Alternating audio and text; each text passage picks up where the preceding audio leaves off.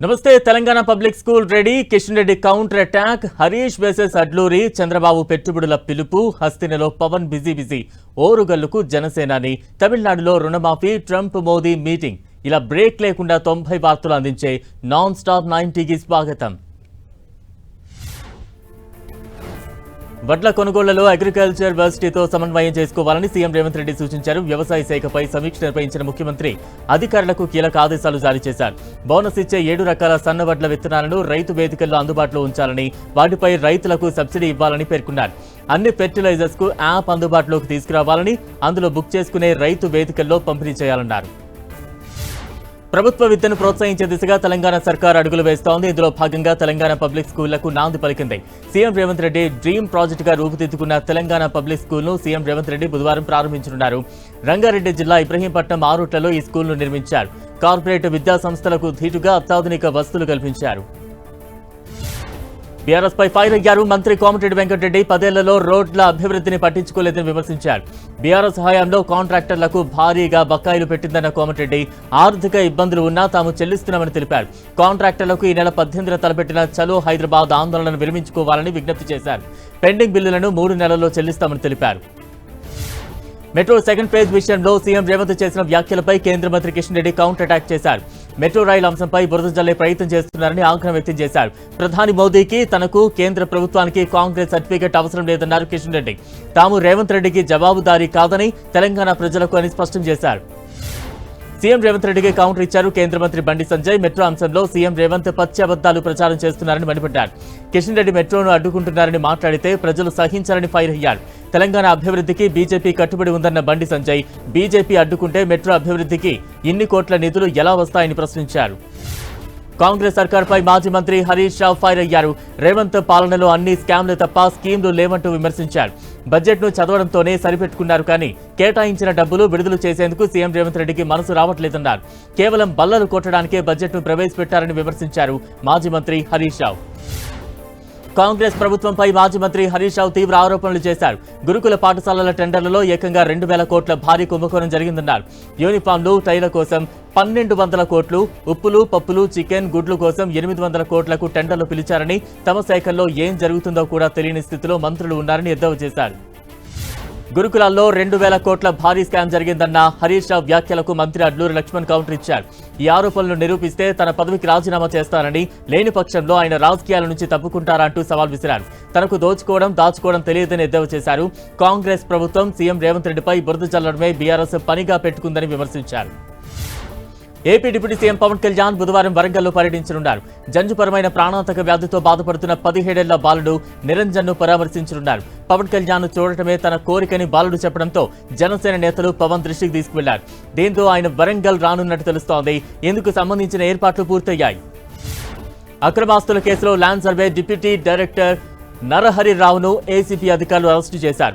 ఆదాయానికి మించి ఆస్తులు కూడబెట్టినట్లు గుర్తించిన అదుపులోకి తీసుకున్నారు. హైదరాబాద్తో పాటు 10 ప్రాంతాల్లో ఏకకాలంలో తనిఖీలు చేసిన ఏసీబీ అధికారులు నరహరి నివాసంతో పాటు బినామీల ఇళ్లలో సోదాలు జరిపారు. ఈ సోదాల్లో 13,05,00,000 రూపాయలకు పైగా ఆస్తులను గుర్తించారు. అటు రంగారెడ్డి జిల్లాలో నరహరికి 5 ప్లాట్లు ఉన్నట్లుగా ఏసీబీ అధికారులు తెలిపారు. ఇందుకు సంబంధించిన పత్రాలు స్వాధీనం చేసుకున్నారు. మహేశ్వరంలో 1.24 ఎకరాల వ్యవసాయ భూమి ఉన్నట్టు తేల్చారు. పుప్పాలగూడలో 2,500 చదరపు అడుగుల లగ్జరీ ప్లాంట్, నాసింగ్లో 2 విలాసవంతమైన భవనాలు గుర్తించారు. నరహరి నివాసంలో 1,54,00,000 నగదు స్వాధీనం చేసుకున్నారు. కిలో బంగారు ఆభరణాలు సీజ్ చేశారు. హైదరాబాద్లో ఏబీవీపీ ఆందోళన ఉద్రిక్తంగా మారింది. పాఠశాల విద్యాశాఖ కార్యాలయం ముట్టడికి ఏబీవీపీ కార్యకర్తలు ప్రయత్నించారు. ప్రైవేటు స్కూల్స్ ఫీజుల దోపిడీపై ఆందోళన వ్యక్తం చేశారు. ఫీజుల దోపిడీని అరికట్టడంలో ప్రభుత్వం విఫలమంటూ నినదించారు. ఫీజుల నియంత్రణకు చట్టం తీసుకురావాలని ఏబీవీపీ డిమాండ్ చేసింది. 23,000 ప్రభుత్వ స్కూళ్లను మూసివేసే కుట్ర జరుగుతోందంటూ ఆరోపించారు. అంతర్జాతీయ మౌలిక వస్తువులతో అమరావతిని తీర్చిదిద్దుతున్నామని సీఎం చంద్రబాబు తెలిపారు. సింగపూర్లో పర్యటిస్తున్న ఆయన వరల్డ్ సిటీస్ సమ్మిట్లో పాల్గొన్నారు. అమరావతిని సందర్శించి సరికొత్త ఆలోచనలతో అవకాశాలను వినియోగించుకోవాలని సింగపూర్ పారిశ్రామికవేత్తలకు పిలుపునిచ్చారు. పీపుల్ ఫస్ట్ తమ విధానమని, ఈక్విటీ, నేచర్, ఆపర్చునిటీ, లివబుల్ సిటీగా అమరావతి ఉంటుందంటూ స్పష్టం చేశారు. అమరావతిని నాలెడ్జ్ సిటీగా చేస్తున్నామని, జాతీయ, అంతర్జాతీయ విద్యా సంస్థలు తీసుకువస్తున్నామని సీఎం చంద్రబాబు తెలిపారు. Cycling, walking track, green field airport, అలాగే under ground utilities, green energy, net zero లక్ష్యంగా రాజధాని నిర్మాణం జరుగుతోందని చెప్పారు. అభివృద్ధి జరిగితే సంపద సృష్టి సాధ్యమవుతుందనేందుకు సైబరాబాద్ నిదర్శనమన్నారు చంద్రబాబు. CBN@361 పాలీమ్యాథ్ పుస్తకాన్ని ఏపీ సీఎం చంద్రబాబు సింగపూర్లో ఆవిష్కరించారు. కాకతీయ కల్చరల్ అసోసియేషన్ ఆధ్వర్యంలో నిర్వహించిన ఈ కార్యక్రమంలో ఆయన పాల్గొన్నారు. పుస్తకం తొలి ప్రతులను సింగపూర్లోని భారత హై కమిషనర్ శిల్ప కంబులే, మంత్రి నారాయణ, కాకతీయ కల్చరల్ అసోసియేషన్ ప్రతినిధులకు అందించారు. ఏపీ డిప్యూటీ సీఎం పవన్ కళ్యాణ్ ఢిల్లీలో బిజీగా గడిపారు. కేంద్ర మంత్రి భూపేంద్ర యాదవ్తో సమావేశమైన పవన్ కళ్యాణ్ ఏపీలో పలు ప్రాజెక్టులు, పర్యావరణ అనుమతులపై చర్చించారు. చిత్తూరు జిల్లాలో ఏనుగుల దాడులు ఎక్కువయ్యాయని, వాటిని అరికట్టే అంశంపై చర్చించారు. మరోవైపు శ్రీశైలం టైగర్ రిజర్వ్లో బేస్ క్యాంపులు పెంచాలని కేంద్రాన్ని కోరారు. అటు కేంద్ర జలశక్తి మంత్రి సిఆర్ పాటిల్తో AP deputy CM Pawan Kalyan సమావేశమయ్యారు. ఇందులో పలు కీలక అంశాలపై చర్చించారు. నీటి కొరత నివారణ, నదుల పరిరక్షణపై ప్రత్యేక దృష్టి అవసరమని సిఆర్ పాటిల్ సూచించారు. గోదావరి పుష్కరాల నేపథ్యంలో నదీ జలాల స్వచ్ఛత, నాణ్యతపై ప్రత్యేక శ్రద్ధ పెట్టాలని పేర్కొన్నారు. కేంద్ర గ్రామీణాభివృద్ధి మంత్రి శివరాజ్ సింగ్ చౌహాన్తో సమావేశమైన డిప్యూటీ సీఎం పవన్ కళ్యాణ్ అనంతపురంలో బీబీజీ రామ్జీ కార్యక్రమాన్ని ప్రారంభించాలని కోరారు. దీనిపై సానుకూలంగా స్పందించిన శివరాజ్ సింగ్ చౌహాన్ జూలై 1న అనంతపురం పర్యటనకు వచ్చేందుకు అంగీకరించారు. కూటమి పాలనలో ఇప్పటికే 7,000 కిలోమీటర్ల నిర్మాణం జరిగిందన్నారు. వైసీపీ మాజీ మంత్రి అమర్నాథ్ వ్యాఖ్యలు దుమారం రేపుతున్నాయి. దీనిపై స్పందించిన ఏపీ డిప్యూటీ సీఎం పవన్ కళ్యాణ్ రాజకీయాల్లో విమర్శలు విధానపరంగానే ఉండాలన్నారు. మహిళల కట్టుబొట్టుపై కామెంట్స్ చేయడం అంటే వారిని కించపరచడమేనని ఆరోపించారు. హోంమంత్రి అనితపై వైసీపీ నేత అమర్నాథ్ చేసిన వ్యాఖ్యలు సరికాదన్న పవన్ విమర్శల్లో అభ్యంతరకర విషయాన్ని ప్రజలకు కూటమి నేతలు చెప్పాలన్నారు. మాజీ మంత్రి అమర్నాథ్ వ్యాఖ్యలపై హోంమంత్రి అనిత రియాక్ట్ అయ్యారు. రాజకీయ ముసుగులో తనపై మాట్లాడే వారి గురించి మరో వేదికపై మాట్లాడతానని చెప్పారు. ఇలాంటి వ్యాఖ్యల విషయంలో చట్టం తన పని తాను చేసుకుపోతుందంటూ స్పష్టం చేశారు. మహిళల్ని కించపరిచేవారు, అసభ్య పోస్టులు పెట్టేవాళ్లు తమకు కూడా తల్లి, చెల్లి ఉన్నారని గ్రహించాలని హితవు పలికారు. హోంమంత్రి అనిత గురించి తాను చేసిన కామెంట్స్ పై వైసీపీ నేత గుడివాడ అమర్నాథ్ క్లారిటీ ఇచ్చారు. తాను మహిళా లోకం గురించి మాట్లాడలేదని స్పష్టం చేశారు. ఒక వ్యక్తి సభ్యత, సంస్కారహీనంగా మాట్లాడిన మాటల్ని మాత్రమే తాను ఖండించినట్లు చెప్పారు గుడివాడ అమర్నాథ్. ఏపీ అభివృద్ధికి కేంద్ర ప్రభుత్వం కట్టుబడి ఉందని కేంద్ర మంత్రి ప్రహ్లాద్ జోషి స్పష్టం చేశారు. విజయవాడలో పర్యటించిన ఆయన వాజ్పేయి పార్క్లో స్వచ్ఛ భారత్లో భాగంగా చీపురు పట్టి చెత్త ఊడ్చారు. బీజేపీ రాష్ట్ర అధ్యక్షుడు మాధవ్, ఎమ్మెల్యే సుజనా చౌదరితో కలిసి పార్కులో మొక్కలు నాటారు. అనంతరం పార్కు వచ్చిన వాకర్స్తో ముచ్చటించారు. అమరావతికి అవసరమైన నిధులు చేస్తున్నామని చెప్పారు. తల్లికి వందనం పథకాన్ని జూలై 3వ వారంలో అమలు చేసేందుకు సిద్ధం కావాలని మంత్రి లోకేష్ అధికారులని ఆదేశించారు. విద్యాశాఖ అధికారులతో ఉన్నత స్థాయి సమీక్ష నిర్వహించిన లోకేష్ పలు కీలక అంశాలపై దిశానిర్దేశం చేశారు. ప్రభుత్వ పాఠశాలల్లో విద్యార్థుల ప్రవేశాలను పెంచేందుకు ప్రత్యేక చర్యలు చేపట్టాలని లోకేష్ స్పష్టం చేశారు. మిగులు ఉపాధ్యాయుల సర్దుబాటు ప్రక్రియపైన చర్చించారు. దక్షిణాఫ్రికా మాజీ క్రికెటర్ జాంటీ రోడ్స్ మంత్రి నారా లోకేష్ ను కలిశారు. క్రీడలు, యువజన అభివృద్ధి, క్రీడా రంగంలో అద్భుతాల ఆవిష్కరణపై చర్చించారు. అంతర్జాతీయ ఉత్తమ పద్ధతులు అవలంబించడం, రాబోయే తరం ఛాంపియన్లను తీర్చిదిద్దడంపై చర్చించామని మంత్రి లోకేష్ తెలిపారు. ఏపీని ప్రపంచ స్థాయి క్రీడా హబ్గా తీర్చిదిద్దేందుకు ప్రభుత్వం కట్టుబడి ఉందన్నారు. వెలిగొండ ప్రాజెక్టు పనులు వేగంగా జరుగుతున్నాయని మంత్రి నిమ్మల రామనాయుడు తెలిపారు. మార్కాపురం జిల్లా డోర్నాలలో ప్రాజెక్టు పనులను ఆయన పరిశీలించారు. మరోసారి టెన్నర్లోకి వెళ్లి లైనింగ్, టీబీఎం తొలగింపు పనుల గురించి ఆరా తీశారు. కొల్లం వాగు నుంచి 1 టీఎంసీ నీళ్లు టెన్నర్లోకి చేరేలా 1,80,000 క్యూబిక్ మీటర్లకు గాను ఇప్పటికే 58,000 క్యూబిక్ మీటర్ల మడ్ తొలగించామన్నారు. సర్ ప్రక్రియపై వైసీపీ నేతలకు మాజీ సీఎం జగన్ కీలక సూచనలు చేశారు. సర్పై అత్యంత అప్రమత్తంగా ఉండాలన్నారు. ఈ 4 వారాలు చాలా కీలకమన్న జగన్ నియోజకవర్గ కోఆర్డినేటర్లు రోజు సమీక్ష చేయాలని ఆదేశించారు. వైసీపీ ఓట్లు తొలగించేందుకు చంద్రబాబు కుట్ర చేస్తారని ఆరోపించారు జగన్. ప్రతి బూత్కు 50 వైసీపీ ఓట్లు తీసేయాలని చంద్రబాబు లక్ష్యంగా పెట్టుకున్నారని విమర్శించారు. ఆక్వా రైతు సమస్యలపై మాజీ సీఎం జగన్ పోరుబాటుకు సిద్ధమయ్యారు. వచ్చే నెల 1 లేదా 2న భీమవరంలో పర్యటించనున్నారు. ఆక్వా రైతులకు మద్దతుగా భారీ బహిరంగ సభ నిర్వహించనున్నారు. ఆక్వా రైతులు జగన్ ను కలిసి తమ సమస్యలను వివరించగా వారి తరపున స్వయంగా తానే పోరాటం చేస్తారని జగన్ తెలిపారు. పెంచిన ఆక్వా ఫీడ్ ధరల్ని నెలాఖరులోగా తగ్గించాలని డిమాండ్ చేశారు. విశాఖ జిల్లా పెందుర్తిలో ప్రభుత్వ భూమి కబ్జాకు గురైనట్లు ఆరోపించారు ఎమ్మెల్యే బండారు సత్యనారాయణ. నగరంలోని పెద్ద చెరువును మాజీ ప్రజాప్రతినిధి ఆక్రమించారని తెలిపారు. బినామీలను సృష్టించి 100 కోట్ల విలువ చేసే ప్రభుత్వ భూమిని కబ్జా చేస్తారన్నారు. గతంలో కలెక్టర్కు ఫిర్యాదు చేస్తే చెరువు చుట్టూ కంచి వేసినా ఇప్పుడు మళ్లీ కబ్జా చేసినట్లు ఆరోపించారు. కాకినాడ జిల్లా చిన్నారి కేసులో పోలీసులు దర్యాప్తును ముమ్మరం చేశారు. 11 రోజులైనా చిన్నారి ఆచూకీ ఇంకా లభించలేదు. చిన్నారి కోసం కొండ ప్రాంతాన్ని జల్లెడపడుతున్నారు పోలీసులు. ఎస్డీఆర్ఎఫ్, ఎన్డీఆర్ఎఫ్, హనుమాన్ సహా 12 బృందాలు కూడా గాలిస్తున్నాయి. అత్యాధునిక డ్రోన్ల సాయంతో సెర్చ్ ఆపరేషన్ కొనసాగిస్తున్నారు. ఎవరైనా అపహరించారా అనే అనుమానంతో 7 టవర్ల పరిధిలో 4800 ఫోన్ కాల్స్ పై ఆరా తీస్తున్నారు. ఇక చిన్నారి జ్ఞానేశ్వరి మిస్సింగ్ కేసులో ట్విస్టులు చోటు చేసుకుంటున్నాయి. జ్ఞానేశ్వరి మిస్ అయిన ప్రాంతంలో 2 బొమ్మలు దొరకడం కలకలం రేపుతోంది. ఈ బొమ్మలను చూసి స్థానికులు ఆందోళనకు గురయ్యారు. బొమ్మలపై రక్తపు మరకలు ఉండటం అనుమానాలకు తావిచ్చింది. ఎవరైనా చేతబడి చేసి బలిచ్చారనే అనుమానాన్ని వ్యక్తం చేశారు. విజయవాడలోని ఇంద్రకీలాద్రిపై కొలువైన దుర్గమ్మకు సిరిసిల్లకు చెందిన చేనేత కార్మికుడు నల్ల విజయ్ కుమార్ అగ్గిపెట్టెలో పట్టే పట్టు చీరను బహూకరించారు. ఆలయ ఈవో సీనా నాయక్ మంగళవారం పట్టు చీరను అందజేశారు. ఇక్కత్ డిజైన్తో మగ్గంపై నేసిన ఈ చీర దాదాపు 5.5 మీటర్ల పొడవు, 48 అంగుళాల వెడల్పు ఉంటుందని విజయ్ కుమార్ తెలిపారు. దీని తయారీకి వారం రోజులు పట్టిందని చెప్పారు. ములుగు జిల్లా ఏటూరు నాగారంలో ఉద్రిక్తత తలెత్తింది. గిరిజనేతర రైతుల భూములను కబ్జా చేస్తున్నారనే ఆరోపణలున్నాయి. దీంతో స్థానిక గిరిజనేతరులు ఏటూరు నాగారం బంద్కు పిలుపునిచ్చారు. వాణిజ్య సముదాయాలను మూసివేయిస్తున్న క్రమంలో పోలీసులు అడ్డుకున్నారు. దీంతో పోలీసులు గిరిజనేతరులకు మధ్య వాగ్వాదం చోటు చేసుకుంది. తెలంగాణలో ఫిట్నెస్ లేని బస్సులపై ఆర్టీఏ కొరడా ఝులిపిస్తోంది. ఇందులో భాగంగా 2వ రోజు రాష్ట్ర వ్యాప్తంగా అన్ని స్కూల్స్, కాలేజ్ బస్సులను క్షుణ్ణంగా పరిశీలించారు. ఈ తనిఖీల్లో 250 బస్సులపై కేసులు నమోదు చేశారు. ఫిట్నెస్ లేని 80 బస్సులను సీజ్ చేశారు ఆర్టీఏ అధికారులు. ములుగు జిల్లా వెంకటాపురం, వాచేడు మండలాల్లో డీజిల్ కష్టాలు మొదలయ్యాయి. రైతులు క్యూ లైన్లలో డబ్బాలను పెట్టి ఎదురు చూస్తున్నారు. సరఫరా తగ్గడంతో వ్యవసాయ పనులకు ట్రాక్టర్లు, యంత్రాలకు డీజిల్ అందట్లేదు. దీంతో వ్యవసాయ పనులపై ప్రభావం పడుతోందని రైతులు వాపోయారు. సాయి కృష్ణ మిస్సింగ్ కేసులో కృష్ణలంకకు చెందిన సీఐపై వేటు పడింది. కృష్ణలంక సీఐ నాగరాజుకి మెమో జారీ చేసిన సిపి బీఆర్కు బదిలీ చేస్తూ సిపి ఉత్తర్వులు జారీ చేశారు. సాయి కృష్ణను పోలీసులే హతమార్చారంటున్న తల్లిదండ్రులు జిల్లా కోర్టు, హైకోర్టులో హేబియస్ కార్పస్ పిటిషన్ దాఖలు చేశారు. మరోవైపు అతడు తమ అదుపులో లేడని కోర్టుకు తెలిపారు పోలీసులు. ట్రాఫిక్ నిబంధనల ఉల్లంఘనపై విశాఖ పోలీసులు స్పెషల్ డ్రైవ్ నిర్వహించారు. నగరంలో ఎక్కువ శబ్దం చేస్తుంటూ వెళుతున్న వాహనాలను గుర్తించి మాడిఫైడ్ సైలెన్సర్లను ధ్వంసం చేశారు. దాదాపు 142 మాడిఫైడ్ బైక్ సైలెన్సర్లను రోడ్ రోలర్తో తొక్కించారు. ప్రయాణికులు ఇబ్బంది కలిగిస్తే కఠిన చర్యలు తీసుకుంటామని సిపి శంఖబ్రత బాగ్చి హెచ్చరించారు.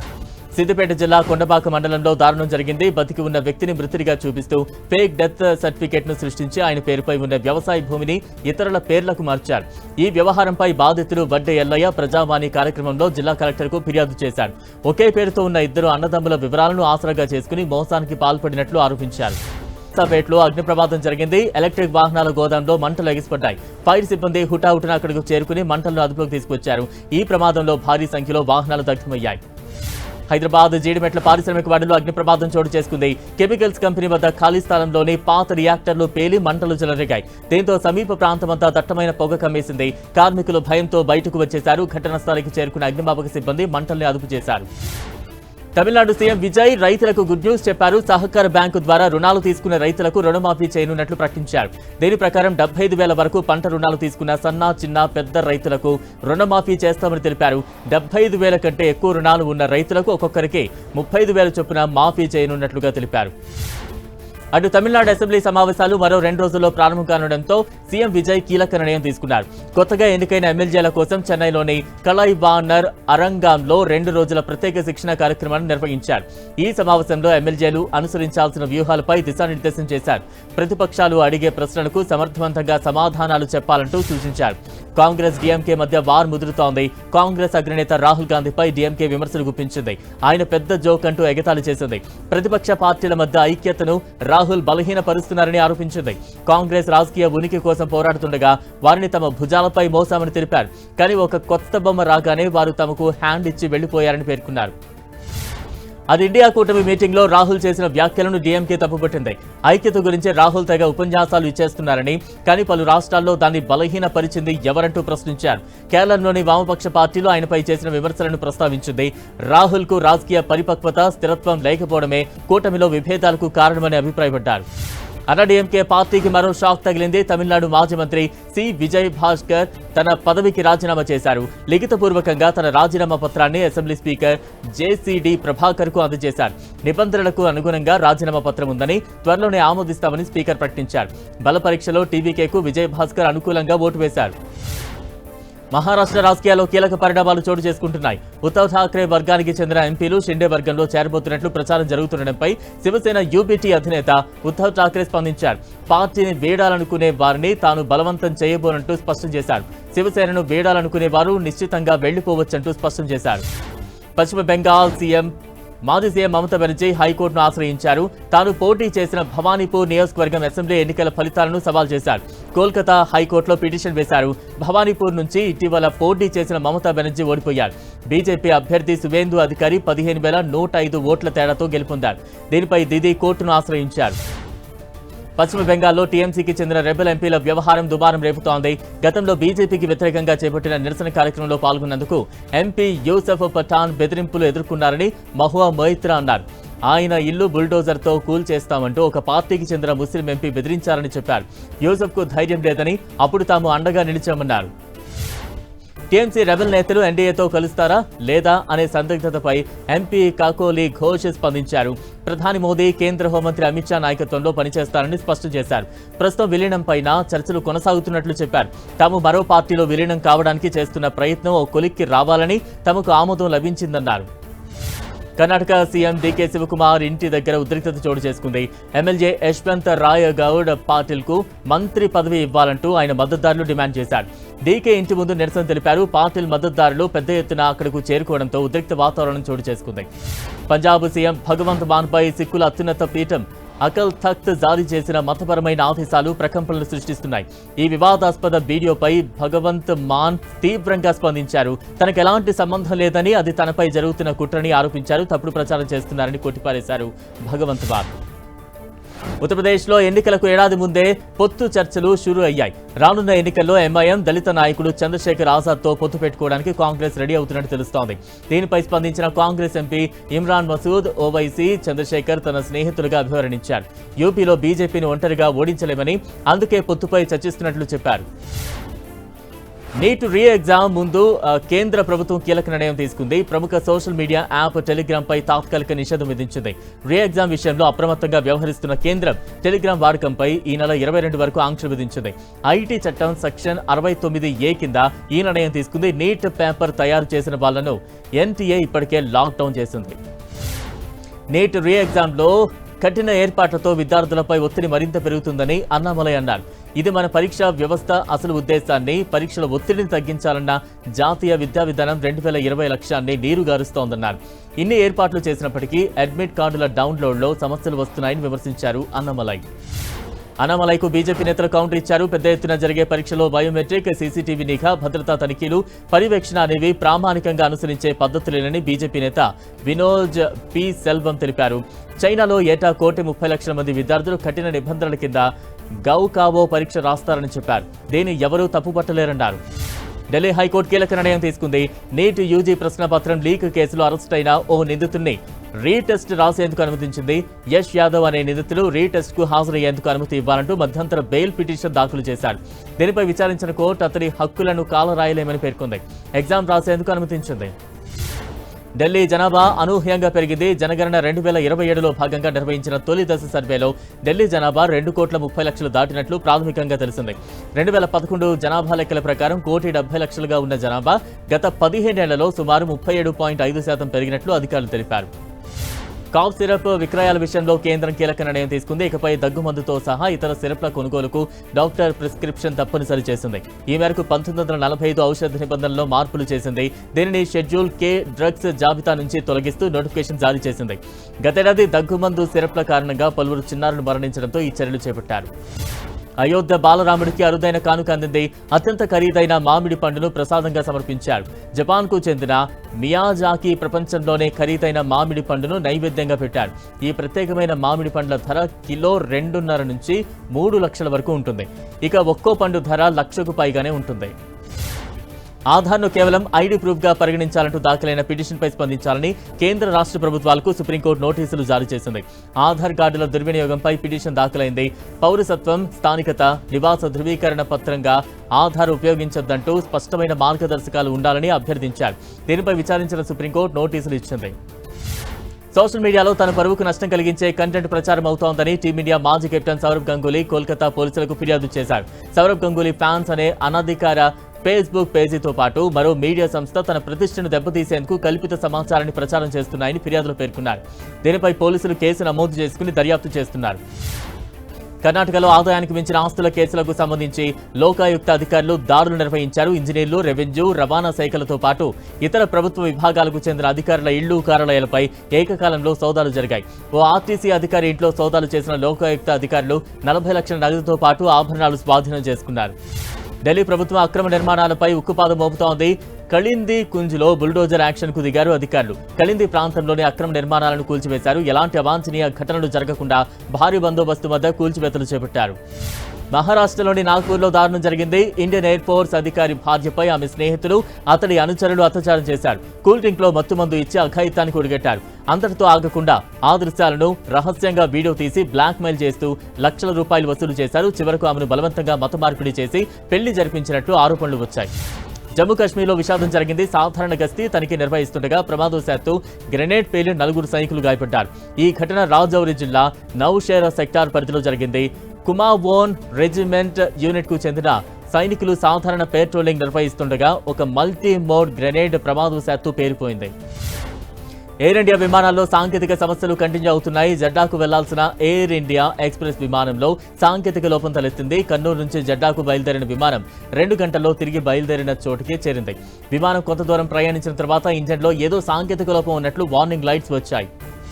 ఒడిశాలో టీసీఎస్ సంచలన నిర్ణయం తీసుకుంది. అమెరికాలో కోర్టు కేసు కోసం $70 మిలియన్ కేటాయించింది. CSC DXC చట్టపరమైన వివాదంలో రివ్యూకు అమెరికా సుప్రీంకోర్టు తిరస్కరణతో ఈ నిర్ణయం తీసుకుంది. ఇప్పటికే ఈ కేసుకు $150 మిలియన్ కేటాయించారు.